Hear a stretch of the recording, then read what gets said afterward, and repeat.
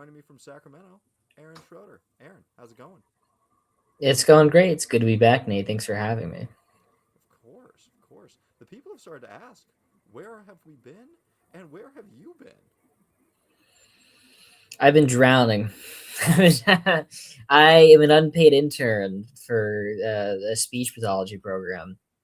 I calculated it out. I make -$5 an hour, and I commute 2 hours a day. That's what I'm up to. When I was a student at Michigan State, I took I was studying kinesiology and I was doing their coaching certificate. And I had a really awesome class about coaching basketball, and it could be a fluff class if you wanted it to be a fluff class, and a lot of people did just take it as fluff. Since I was very interested in coaching basketball, I was actively coaching basketball. I like stayed after class. I talked with the professors because they were the MSU like assistant coaching staff, Michigan State's, and they offered me. I technically had to apply, but they offered me a student internship with the program with the team. And I was like, oh my god, that'd be awesome. And they're like, so it's roughly 40 hours, but like some weeks it's 50, and you're on the road and it's Yeah, unpaid. And I'm just like, shit. not possible. Yeah, Yeah, like God, that'd be great, but also, I have bills. I gotta yeah. live. I gotta do things. But I think about that all the time. Of like, man, should I have just bit that bullet? Because like, you get out on the college coaching level, like that could be a Could have been. reasonable place to be at. Yeah. But good to have you back. Good to be back, Akir. The NBA has popped off with a fair amount of drama, and I think we should save Giannis for the end because Giannis is going to be the largest topic. So I say we burn through some of the smaller guys. First off, Dylan's not here, notably. The Clippers are finally in the news, finally have something of importance, and the only Clippers fan to have a podcast, one of the 12 Clippers fans in existence, is off with his girlfriend for her birthday. So, happy birthday, uh, girlfriend of Dylan. And Girlfriend of Dylan, happy birthday. And what did Dylan just say in our group chat? I believe he said something about, well, we shouldn't, just in case girlfriend does listen to this pod. All right, we'll leave it alone. Aaron, what is your take on the Chris Paul situation? I think the Clippers are a bunch of fucking losers. They'll never win anything. It's a cursed franchise. Harden's a loser. Kawhi Leonard, despite his 2 championships, is a loser at heart. Tyronn Lue's a loser. They're all a bunch of losers. Chris Paul showed up in his final season and demanded a standard the Clippers were unwilling to hold for a team that didn't have their pick, for a team that was all in and playing terribly. Like Chris Paul demanding excellence from the Clippers roster is what got him sent home. And you know what? He's always kind of been an ass. He's always demanded the best of his teammates and rubbed people the wrong way doing it. But I think Chris Paul is a winner beyond his peers at the moment on the Clippers. I would agree. I mean, no one made the Clippers sign Chris Paul. No one made the Clippers give him this deal knowing who he was. Which, if anybody knows who Chris Paul is, it's the Clippers. It's the goddamn organization that he put on the map. It's the organization that he carried through the Steve Ballmer incident. And, I mean, through the whole Steve Ballmer debacle. Well, the mess, the garbage that was Steve. When the franchise should have been folded, sold, moved to Seattle, moved to Vegas, they were the prime candidates for it. What was that guy's name?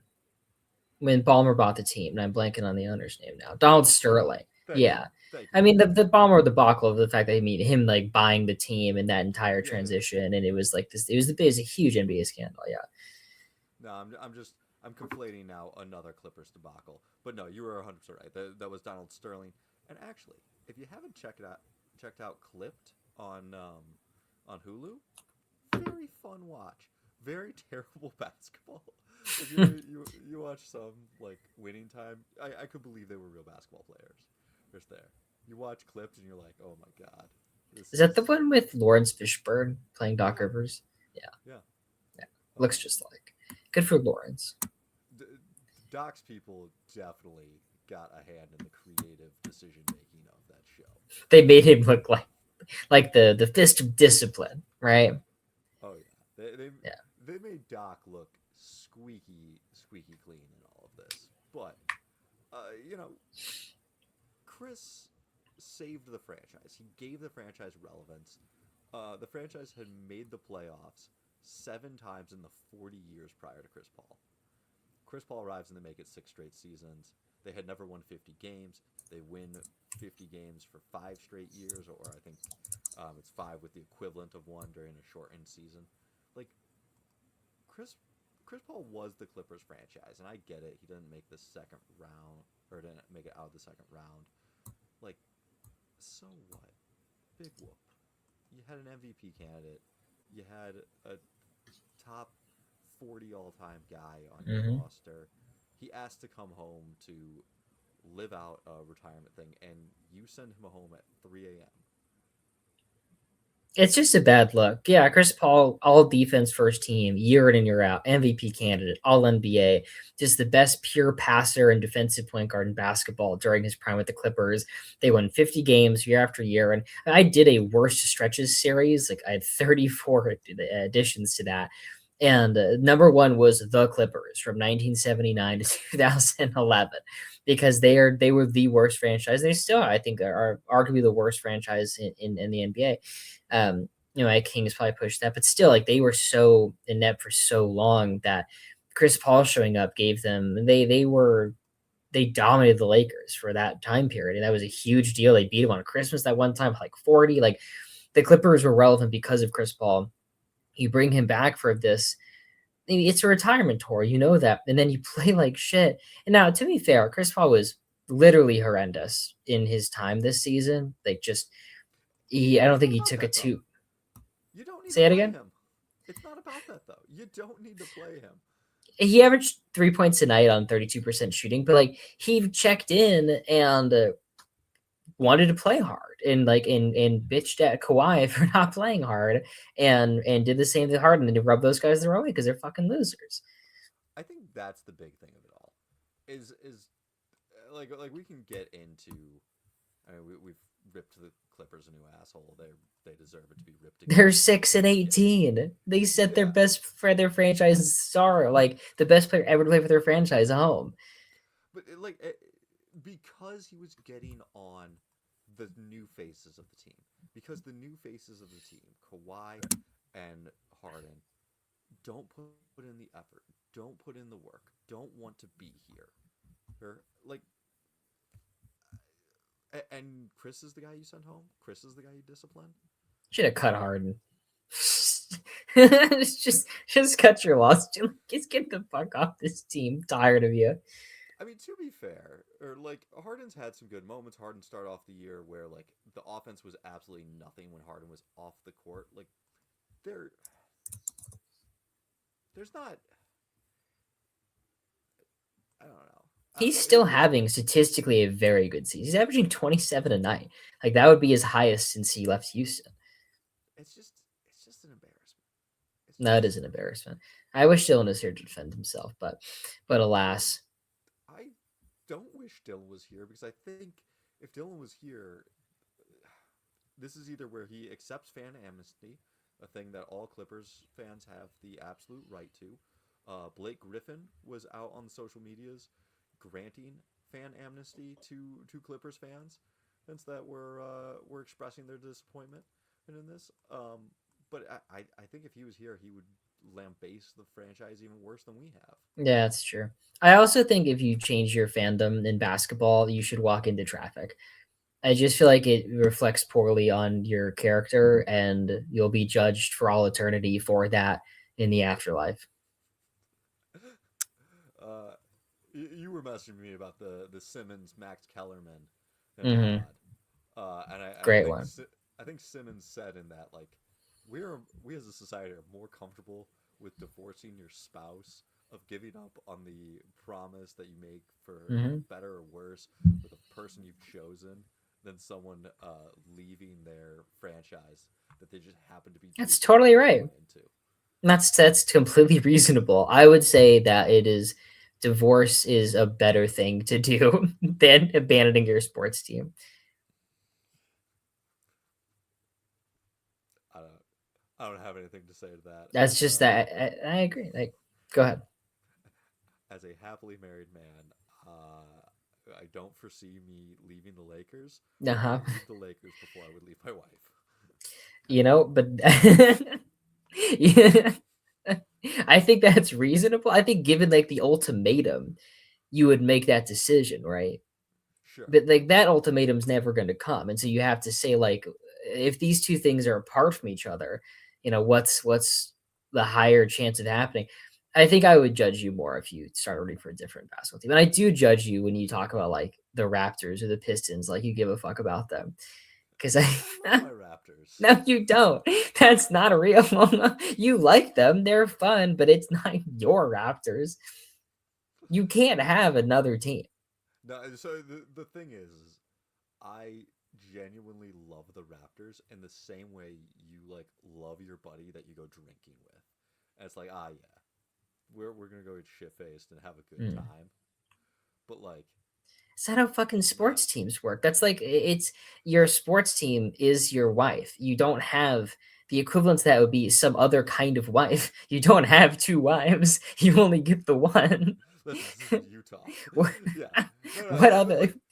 like I love the Raptors because there's like no stakes to them. Like if they're 26 and 56 at the end of the That's year, that. I'm like I've had fine in times. I don't care that they're garbage. The Lakers, if the Lakers suck, I am depressed. If the Lakers lose, I am sad.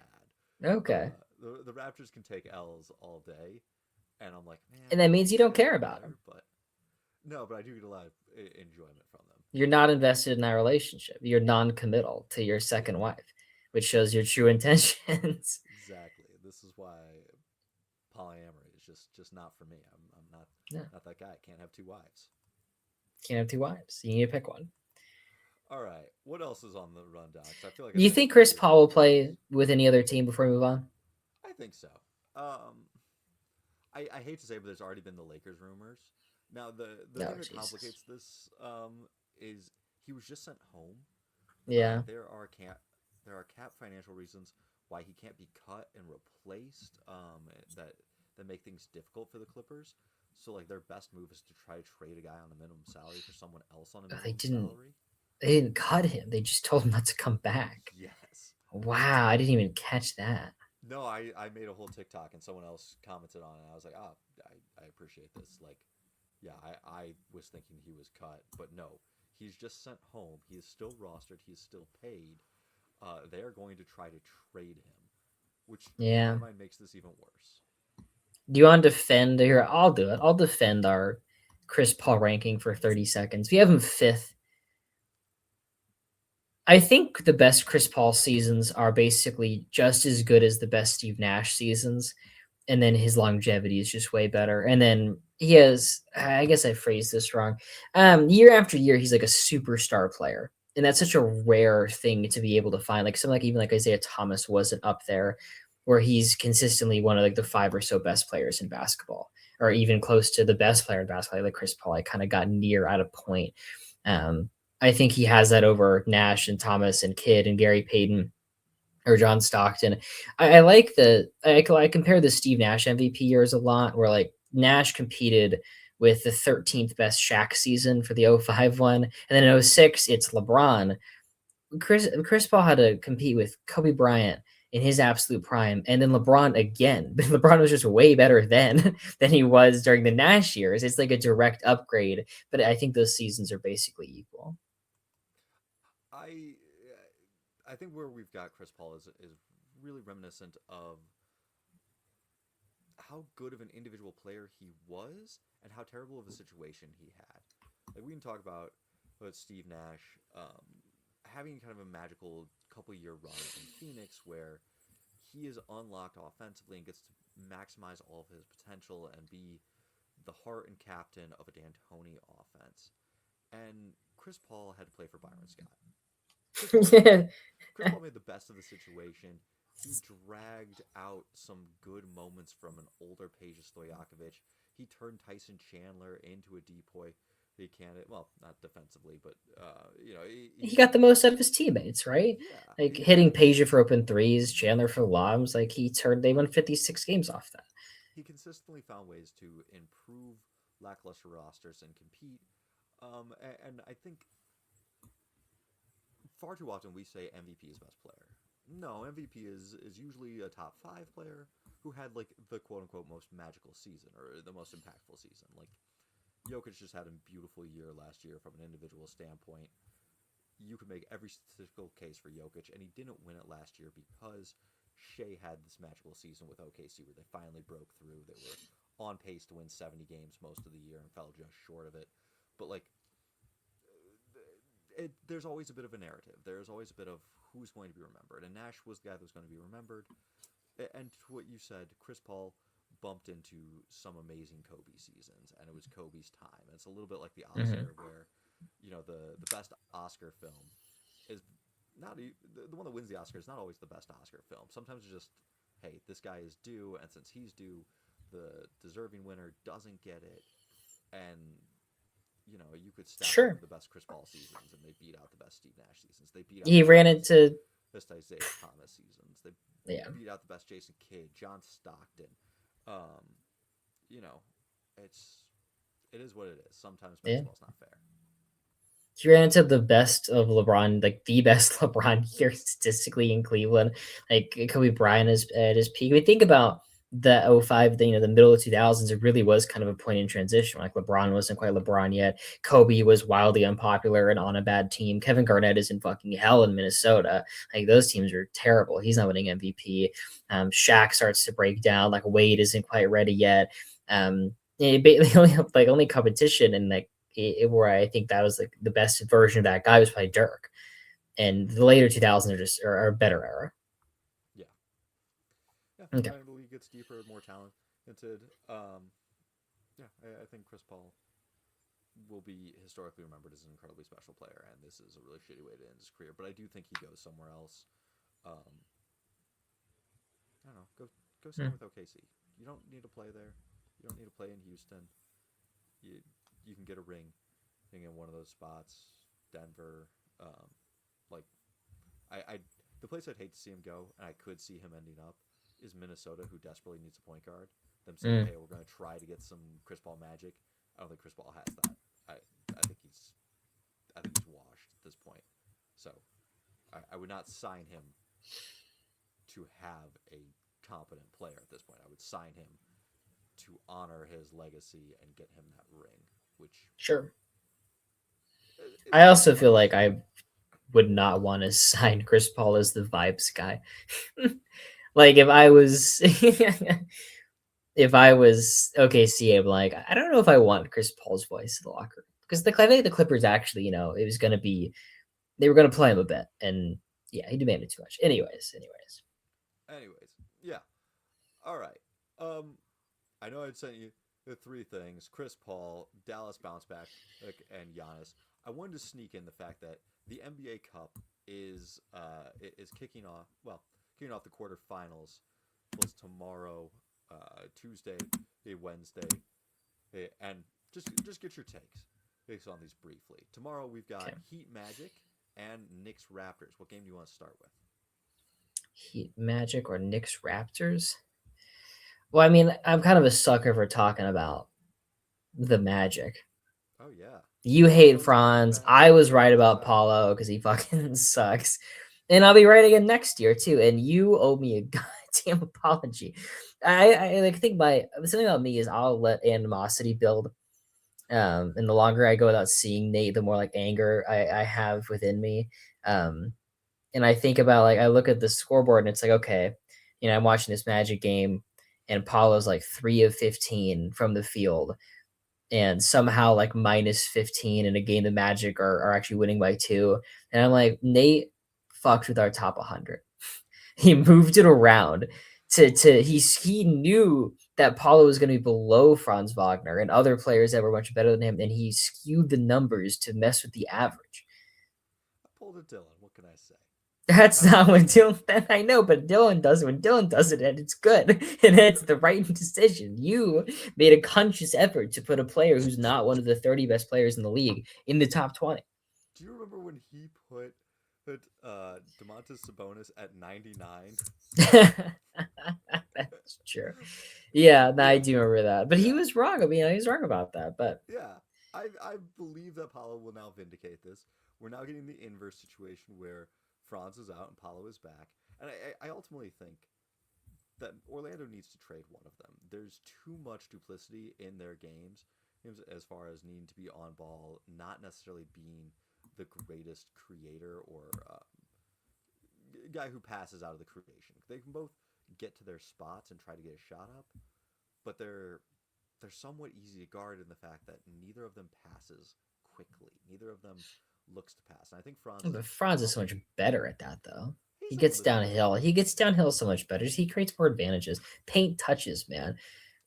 Yeah, I the think problem is Paulo that right now is shooting Suggs. 70% around the rim, which is so good.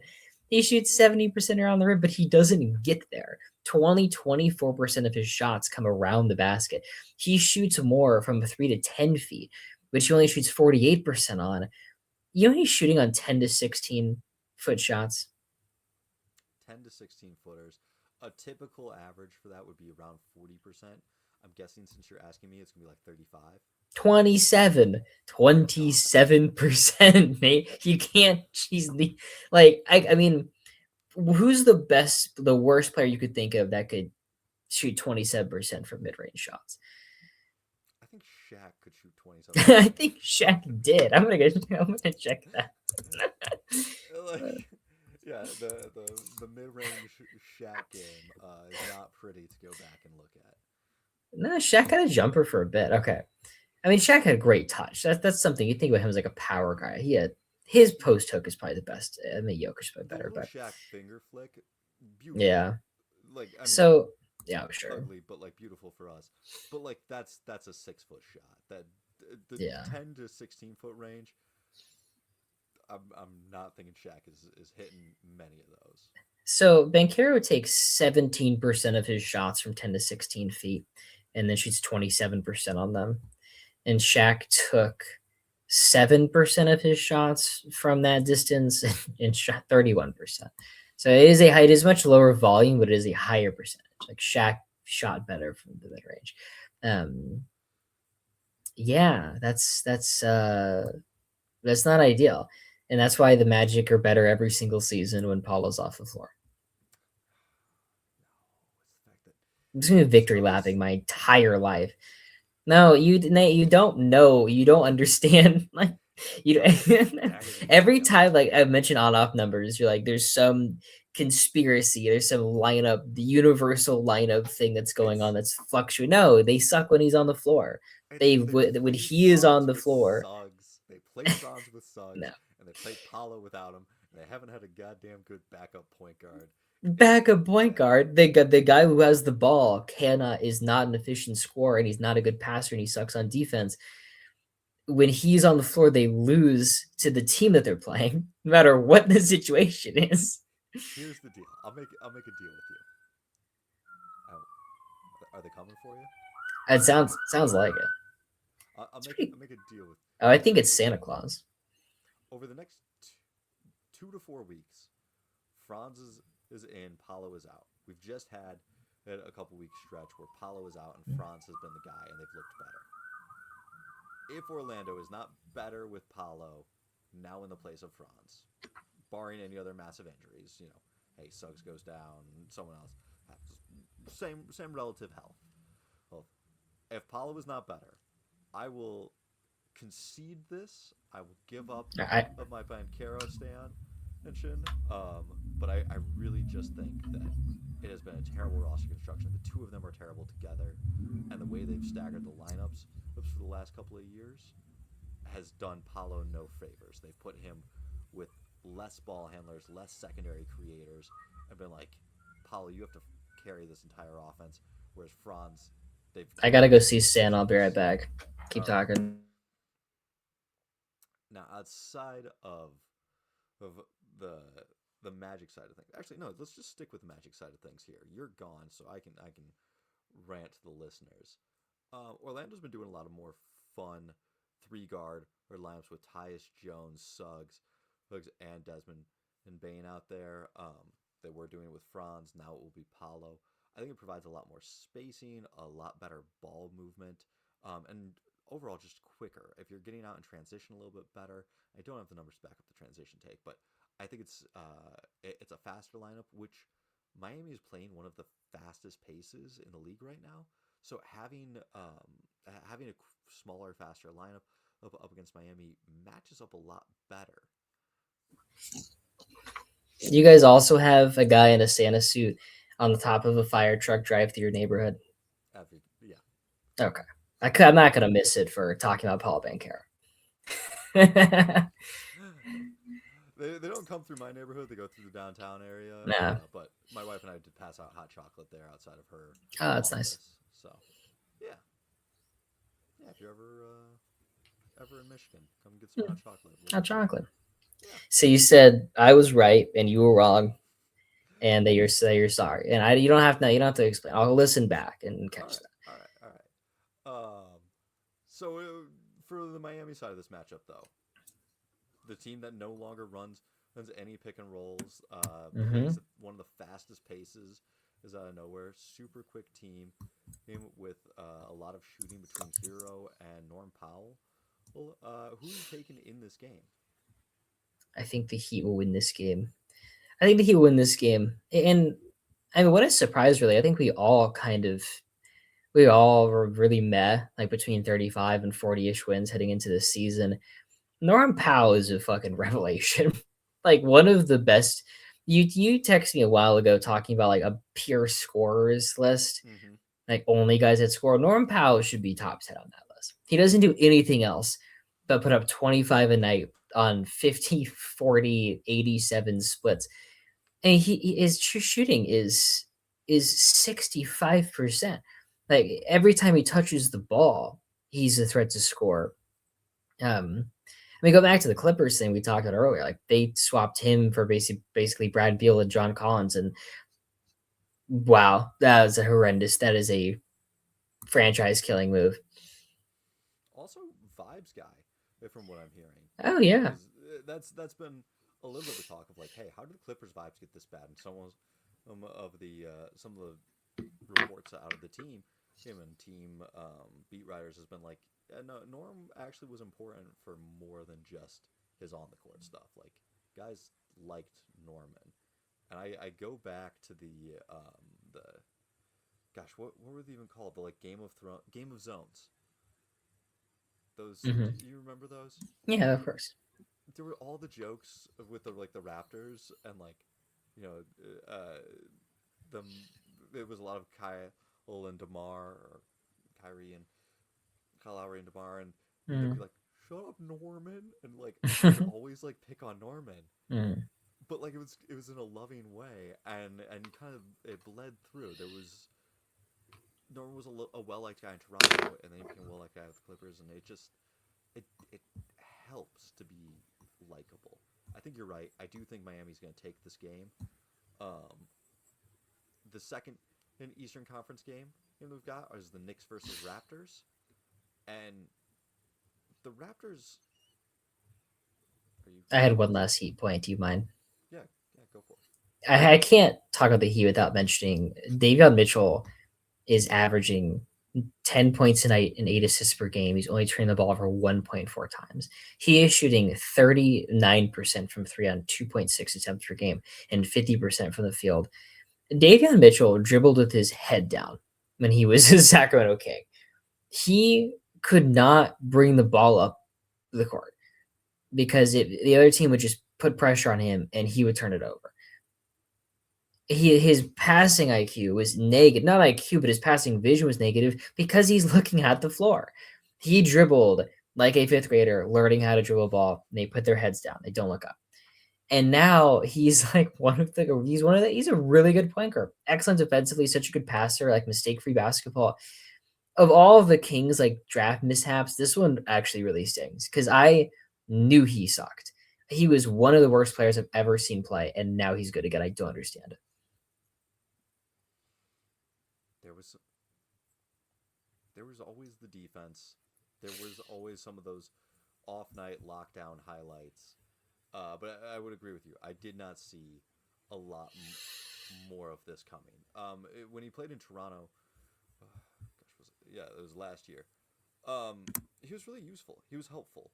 Well, he pressured the other team a lot defensively, but I still didn't see this much on ball. Well, creation from him or expediency. I do think in Miami where he's playing quick and he's getting off the ball quick, that has helped. You know, a lot of times I feel like when I watched him back in Sacramento or even in Toronto, if it was a Davion Mitchell play or if it was a time where Davion was going to have the ball, he was going to have the ball for probably too long. He was being asked to dribble it too much. And now he's able to get it, do a couple of easier dribbles, and give it up and get it back.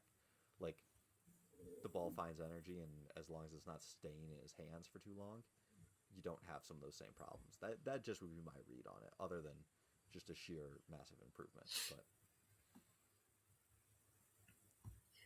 The Beam Team season. I remember this start very vividly because I watched that Portland game, and he had 2 points and 4 assists on 1 of 8 shooting. And so much genuinely a reason why the Beam Team worked is Davion, who was playing 28 minutes a night as a rookie, went down to 18 minutes a game because Malik Monk took the backup point guard job, and now he's good again. All right, we can move on from Davion talk, but I mean, at some point, what I actually really want to do is I want us to make uh, most improved teams in the same way that like you make all-star teams. Yeah. And Davion would be a really nice candidate for that. Can I give you some? Papianis is probably the worst Kings pick. We were talking about this in our fantasy group chat. I don't know if you saw. You probably saw this text messages at some point, but Papianis is probably the worst one.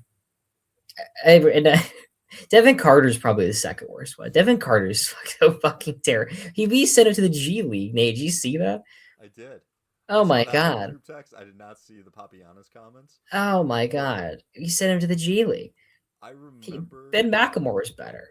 I remember the Papianis draft, and the thing about the Papianis draft that for me that will always like hold up or stick out in my mind is that um, the Bucks had just drafted Thon McCurr, and I was really like I was kind of bummed. I was kind of ticked about it because I was like, he was supposed to go in the second round.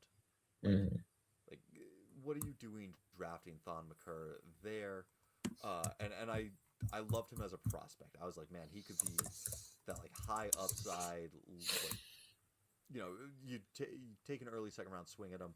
If it misses, nothing bad happens. If it hits, sweet, you got this guy. And so I was like, what the fuck are the Bucks doing? And then the Kings are just like, hold my beer. Let's go draft Papianis. I was like, oh my god. Honest to God, though, Papianis is better than Devin Carter. Like, I'm looking at it right now. Papianis played 39 games, which is 5 less than Devin Carter's played. He averaged 4 points and 3 rebounds on 53% true shooting. What do you think Devin Carter's true shooting percentage is? I have no idea. Just start throwing numbers. You know how the stat works. True shooting percentage. If you're asking me, it's got to be like 44. 46. Oh, 46%. Devin Carter averages. Oh, and my laptop froze. Just kidding. It averages 3.5 points, 2 rebounds, 1 assist on 35, 28, 63 splits. All right. So this season, he's shooting 24, 18, and 1,000 splits. That's a true shooting percentage of 36%. That's pretty good. All right. That's my Kings rant. Good luck. I don't know how you do that Kings fandom thing. I don't think I've been on here since like season started.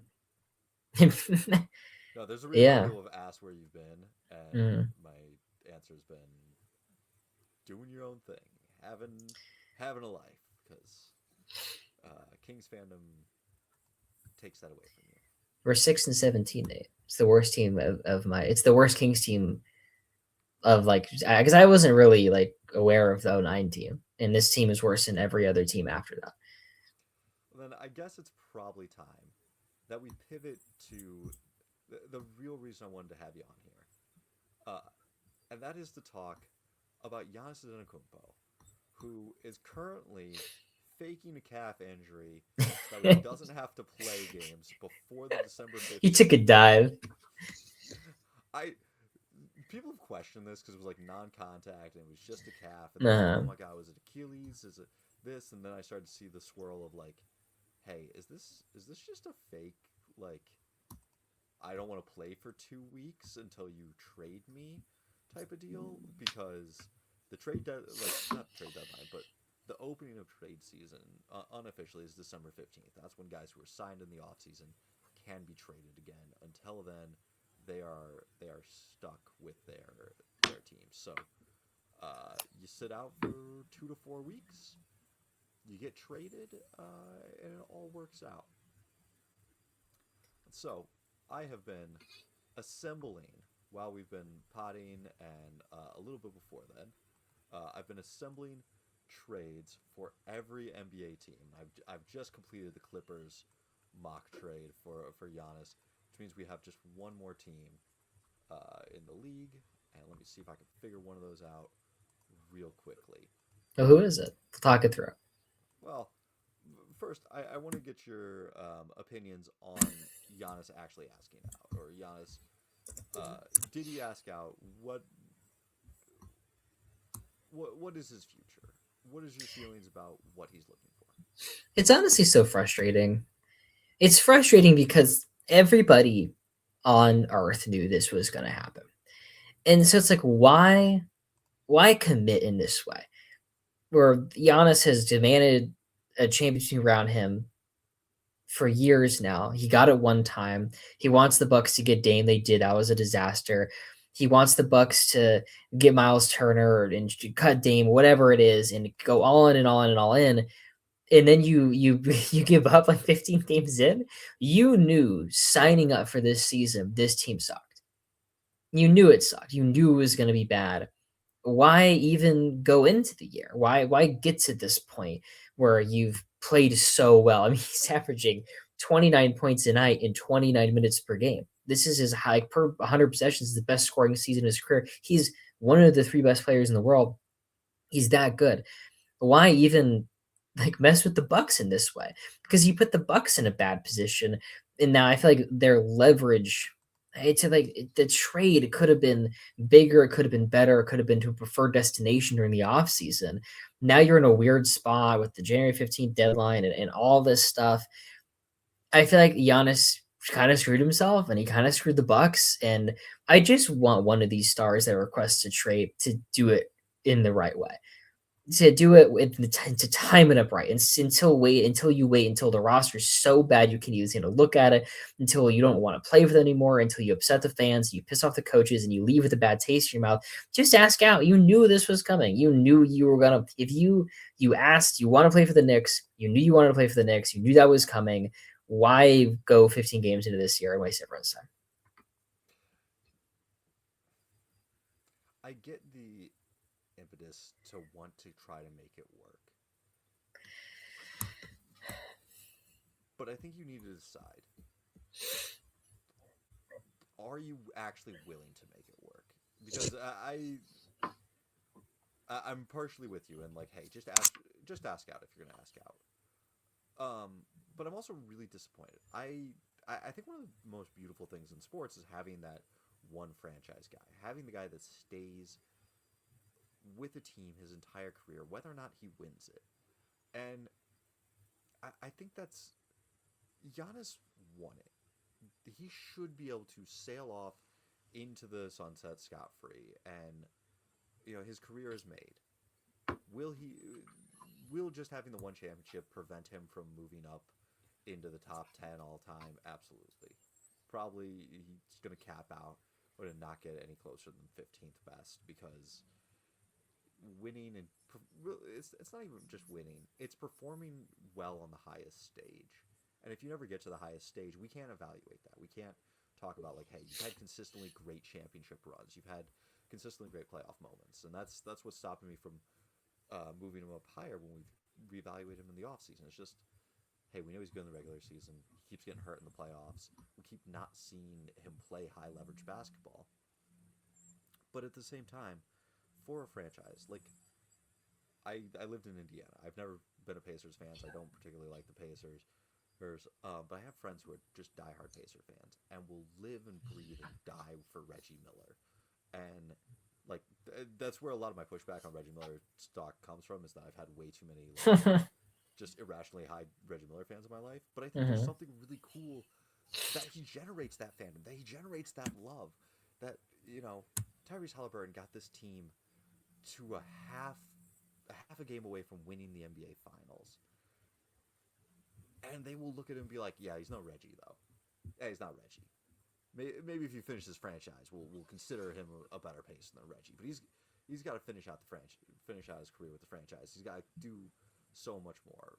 Being that one franchise guy means so much to those franchises, and I think it's really sad that now rings culture has gotten to such a point that if you are not actively always competing for a championship, it's a worthless season. It's wasted. It's what are you doing here? And so players react to that and keep jumping teams and keep trying to form conglomerations that can compete.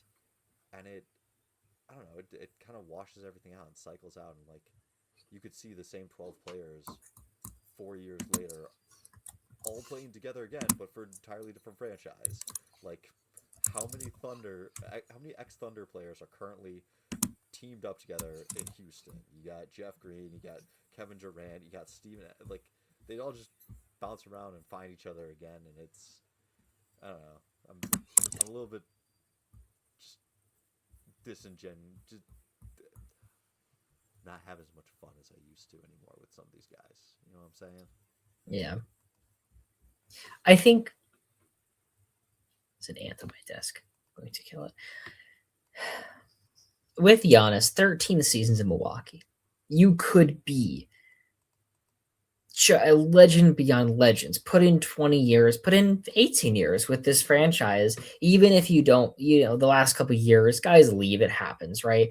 But put in time that only a very select few put in with one franchise and be something so much more.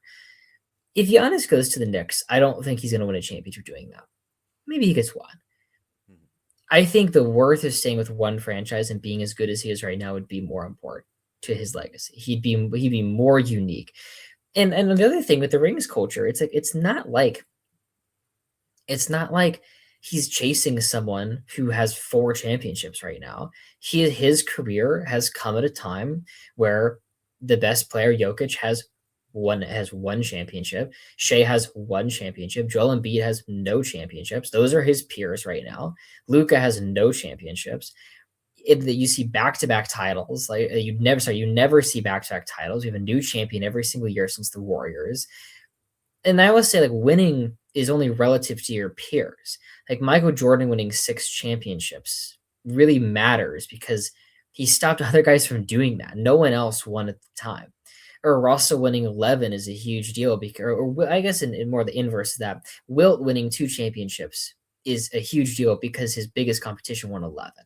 But if Giannis wins 1 title, that's pretty comparable to every other great player during this time period. And it's like, is that really that big of a deal? I think it would still be more important. We could walk away saying Giannis is one of the 15 best players ever with 1 championship and 2 MVPs as it stands. Because he's first team all NBA. He's 30, 12, and 6 every single year since 2019. He's that kind of machine. The one thing that I would just say is like, I do think it's a little bit of your own generation that you're competing against and the generation directly prior to you. What made Jordan really special is that Jordan won 6, coming right after Magic won 5, right after, and Bird won 3, and Isaiah won 2, and there was like there were back-to-back champions, and he exceeded what they had done. The difference with Giannis is you do have that seismic shift where in 2010 LeBron goes and kind of kicks off player empowerment, and you start to see the cascading effects where the Heat demolish OKC. Because OKC gets demolished by first the Heat and then the Warriors, you can see this kind of planting in Durant's head of like, hey, I need to get a super team to compete against LeBron, so he jumps to the Warriors. So then you start having these guys bounce around. And in the super team era, I do think it's going to be really hard. Or not the super team era, but in the player empowerment era, I do think it's going to be really hard to have multiple repeat champions with guys jumping around on so much. So I do think there's a little bit of disappointment, or there's a little bit of retrospectively looking at Giannis and saying, well, Curry got 2 rings, Durant got two. His Curry peers, got those are not his peers. but they're That's the the generation before, so that's what they're yeah. coming out of. Yeah, but it's different now, you know. It's different. Like LeBron and Steph and Durant all like they battled and they won those titles. The league is just shaped differently now, especially with the CBA. Here's a great quote. I'm gonna read you this quote. I want you to guess what year it was from. This is how like I guess player loyalty has changed. This is about Kevin Garnett. This is from David Aldridge. This is not a story that's going to end with some miracle victory. Minnesota's lack of size up front, 6'5" Reggie Slater is playing center ahead of the dispassionate Radoslav Visterovich, will surely doom them this postseason too. And without the draft picks, the only thing Minnesota will have to offer potential free agents in years to come are the mid-level and veterans exceptions. It is not promising, at least in the championship chase sense, that Garnett will take his chances in Minneapolis this season, next season, every season, with whatever 11 other guys roll through. Well, since they mentioned Rasha Nesterovic, God, when did he jump to the Spurs? Was it 05? So I'm thinking this is 03 or 04? This is 2001. Kevin Okay. Garnett would play 7 more years with this team, and they already were like, "Yep, this is hopeless." And Garnett stuck it out. He stuck it out to the very end. Like I think that's a case of he could. Yeah, I think he could. Some point he probably should have maybe like I shouldn't play for such a terrible team. Giannis played on a below average team for 15 games and gave up. That matters to me. And we have Giannis as the best power forward ever, considering Duncan's on our centers list. And I really kind of give a shit that he couldn't be mediocre for 1 second without just giving up on a team that took that chance, that drafted him in the first round, that developed him. And he's like, no, I need to go take me to New York. It's like, come on, man. Yeah, yeah, it's not my favorite look of his. I wish he would stick it out more. They sign your brothers every year, man. Come on. Is is whatever your new franchise going to go to? Are they going to keep signing your family? You're going to keep getting those extra paychecks? You're going to keep putting bread on your brother's table? I don't know. I don't know. But I have gone ahead and taken the liberty of creating 29 fake trades for you. You couldn't do a 30th? What happened to the last one? Well, it's Milwaukee. They can't trade. My bad. My bad. Well, I thought you was like, oh, I have one more. And I was like, oh. No. All right. I'm going to try to share my screen. It's not fancy. I've just been grabbing screenshots that's on this, but just that way at least you and I can know what we're talking about. Just a heads up, I have about 10 minutes. Oh. Well, then we're never going to get through all of these. Most of these are terrible. Yeah. But let's hit the important ones. Let's hit the important ones. I think the Pistons, the more I look at it, actually have two options. Technically, there are. I like how he's always with the. Yeah, like his brothers are coming with it every single one. That's good. I didn't. His brothers are really easy to include to make salaries match. And of course, if you're gonna trade him, you might as well trade the brothers. I do kind of like the Pistons, but if you're Milwaukee, you're not taking that.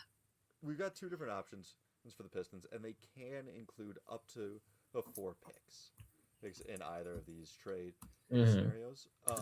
The first is Tobias Harris, Karis LeVert, and Jalen Duren. The second is Tobias Harris, Jaden Ivey, and Asar Thompson. I think if you're Milwaukee, you really want some young assets and you want some picks. And I don't know how many picks is the right number. If you're getting Duren or Ivy or Asar, you could also add in all 3 to make this work. All of them. I would not do all 3 if I'm Detroit. If Milwaukee says I want all 3 and I want 4 picks, hang up the phone right then and there. It's Giannis, dude.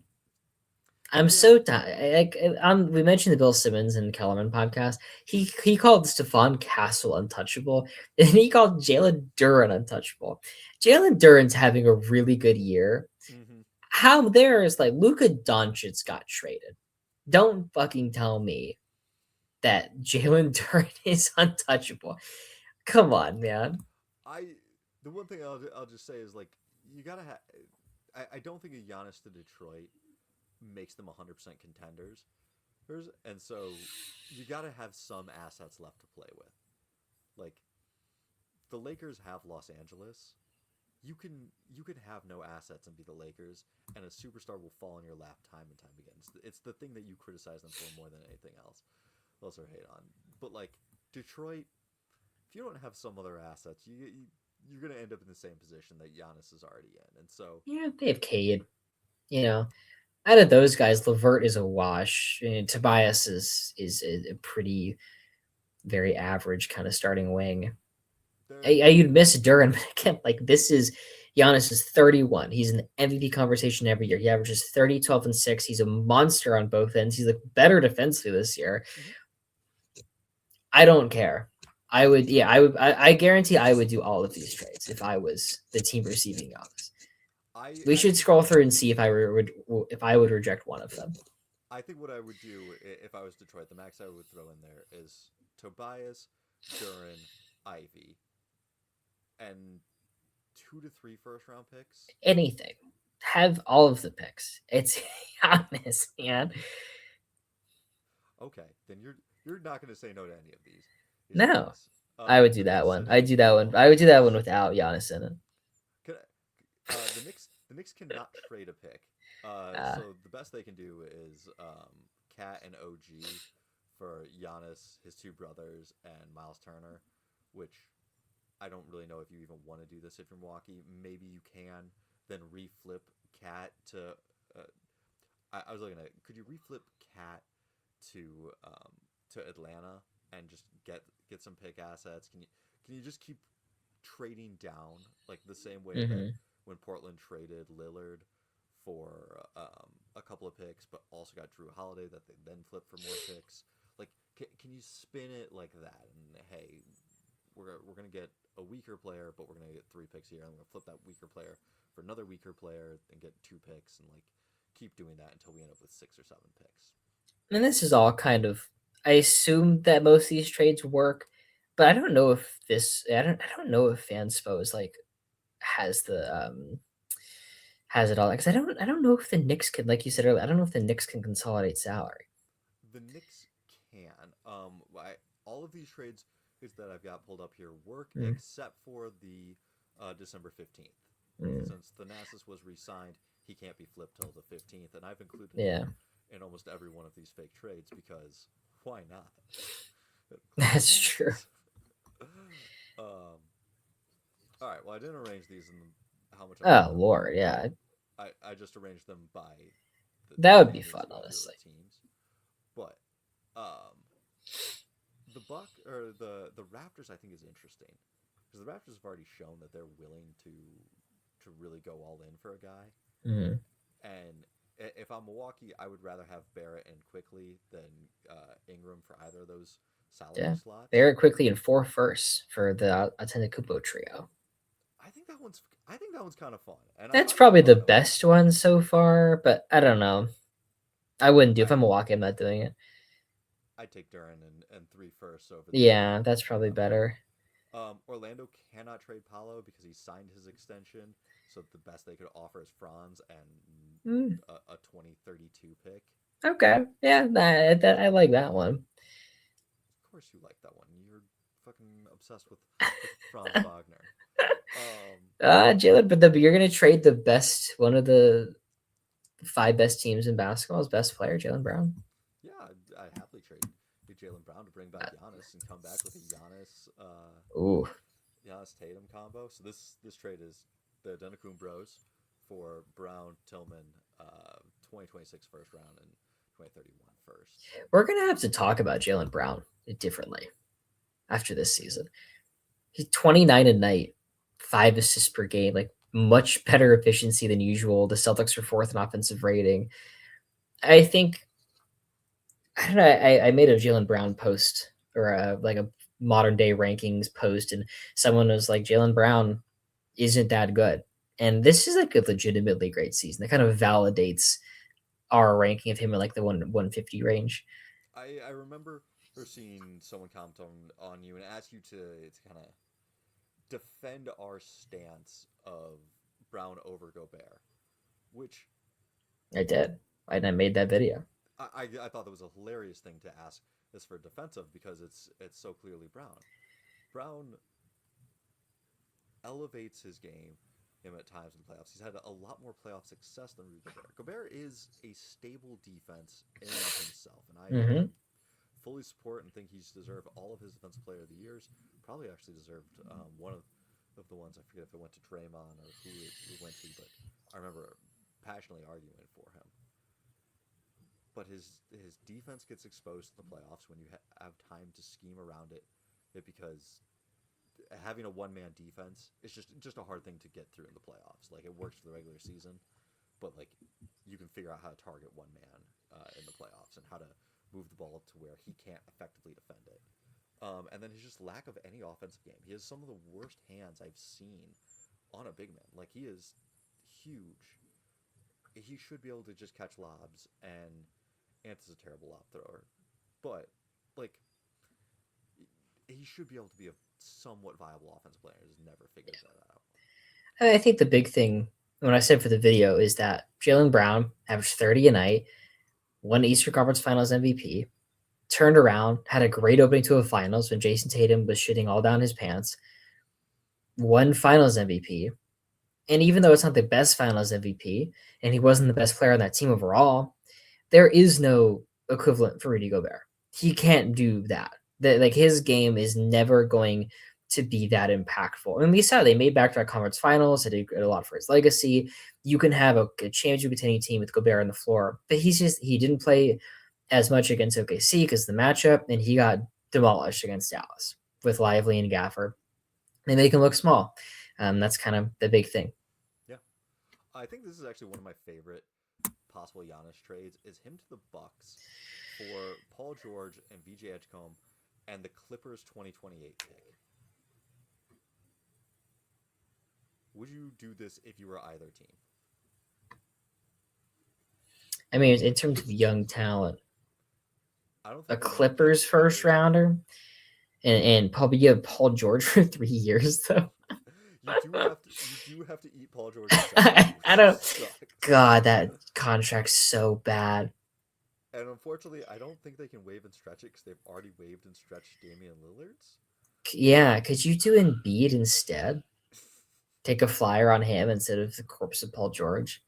I don't know if you do. I don't know if I put in VJ and the Clippers pick if I'm I, moving from Embiid to Giannis at this point. Like I think, I don't but I think I do this if I'm the 76ers. I have loved VJ Edgecombe, know. but he's he's going to be You got it. special. You got to do it. You got Giannis, you got No, Maxey. you do it if you're it. I mean, this is I think this is the first one. If you're at the Bucks, you think about this one. It's solid. It's solid. I guarantee the actual trade's a lot more than this. If Giannis actually gets traded, this is going to be an all timer. It's going to be huge, and there's going to be seismic waves after it because if Giannis gets moved, half of the Bucks rotation doesn't make sense to keep there anymore. Like, Yeah. why do you have Miles Turner on this roster? I don't know that anybody wants Kyle Kuzma at his price point, but like, you don't need Bobby Portis. You don't need Mm-hmm. um, Torian Prince. Like a lot of these guys could be moved pretty easily. Um, outside of What's it? this, the Heat can do their Bam out of bio for Giannis flip. I don't like a lot of their other options. There's always the hero and Ware and other things. Not as much fun. Mm. Cavs second apron can't really make it happen. Hawks, I wouldn't. I don't like the idea of trading for Trae Young if I'm Milwaukee, or really giving up Trey Young if I'm trying to get Giannis. But you give up Porzingis, Okongwu, Risochet, and 4 firsts. Hmm, I'm It, interested. it's somewhat appealing, and you get to keep Jalen Johnson and Trey. Yeah. And Before we go, do you want to give me? I really wanted to hear your 5 contenders before I have to sign off. ooh, 5 contenders: OKC, Yeah, um, Oklahoma City, the that's Thunder, right. Denver, and the Rockets. Okay, so I like the three. Yeah, no, I think I kind of really do like the Lakers though. I mean, I'd probably go the top 4 teams. I almost kind of like the Spurs more. I like Detroit. I mean, Yeah, my 5 contenders are the top 5 seeds in the Western Conference. There you go. It's OKC, LA, Denver, Houston, and San Antonio. Um, Tatum's going to come back this year, and it's going to be an OKC Boston finals. that would be so hilarious if Tatum does actually come back and Boston's just like able to pull this season out of their ass and be competitive and actually make a decent run in the playoffs. That would be the funniest. Regular season means nothing. Just because you mentioned the Lakers, I want to just show like what is the best trade the Lakers can offer. It's Wow, that's really bad. Reeves, Rui, Vanderbilt, Maxi Kleber, Jake LaRavia. You could probably also add in Dalton Connect if you had any interest in him. And You can't get Reeves in this deal? Reeves he's right there under Rui. Oh, yeah. He makes so little. I forgot. Yeah, and that's the thing is if you're Milwaukee, you hang up on this deal so quickly.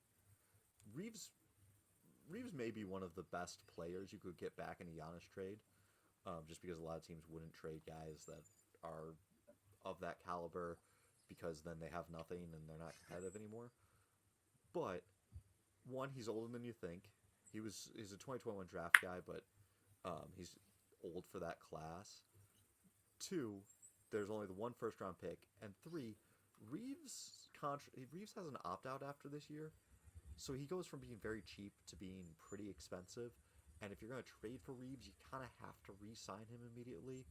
And so I just want to put this out there for any like Lakers sycophant that's currently photoshopping Giannis into a Lakers jersey. Just you can look at 29 other teams and make a better, more reasonable trade for every single one of them.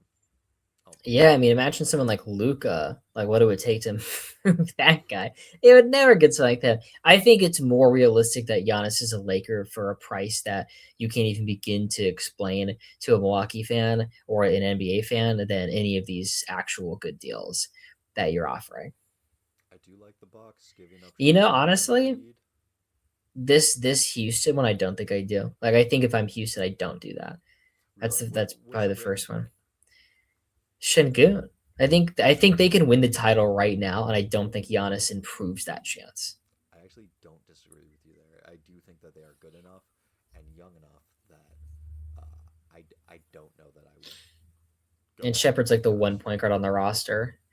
Yeah, if they would accept like a picks and Shepard package, and I can figure a way to cobble together the salaries but keep Shingun, I probably do that. I'm less attached to Thompson, but I do just think like they're good enough, they're young enough, um they've got a nice age split where not everyone's lined up, so you're gonna age out super quickly. Um, their guys are gonna hit their primes over time. Like that could be really nice. All right, I'm gonna do one more, just to show how we're all just living in Sam Presti's world. Oh, Uh, yeah. for audio only listeners, this is Giannis Thanasis and Alex Antetokounmpo to OKC. For Isaiah Hartenstein, Isaiah Joe, well, Kason Wallace, Nikola Topic, AJ Mitchell, and how many first round picks? One, two, three, four, five, six, seven, eight, nine first round picks. It is so interesting. Even think 2 seasons ago, I said the Thunder maybe just last year, but the Thunder like should not trade for Giannis. Like, yeah, they could always come down and just grab him. They could pay a higher price, Mm-hmm. but it's one of those things where the Thunder are set up. They're going to win 70 games this year. And as guys, what kills teams is guys get more expensive. Mm-hmm. And you pay the wrong person once or twice, all of a sudden you're not as good, and it kind of crumbles apart. Isaiah Hardenstein is not going to be on this team in 2 years, and they're going to draft a center in the first round. They are going to keep cost-controlled talent and just turn it over year after year after year, like you've never seen before.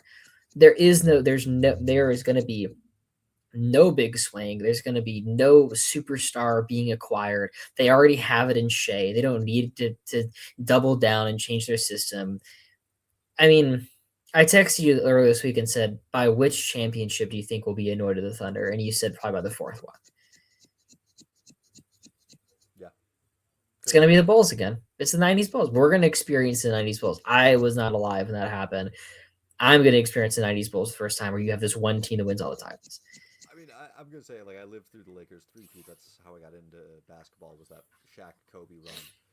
And by the fourth year of it, like, listen, I'm a Lakers fan. I'm never gonna say I don't like it, but like, it started to get a little bit boring. How much was dumping into Shaq? Let Shaq post up. Kobe wants to have late game heroics, so he kind of dogged it the first 3 quarters, or something would turn on the fourth. Like, you knew all of the same beats, and the excitement was starting to get a little dull. Also, I believe we would win every game, and part of that was childhood naivety, and part of it was just like that's what the Lakers did. And then I moved to Michigan in time to watch the Pistons beat the Lakers, and that sucked as a welcome to your new state. But I think that fourth one starts to just get a little old. Probably more so for fans of other teams. But you've told me you had to go in 10 minutes. I think I've kept you over that. That's not 15. All good, Nate. Any final teams you want to see? Or are you ready for some outros? I think it's an outro time. I think I'm ready. All right. Well, where can the people find you?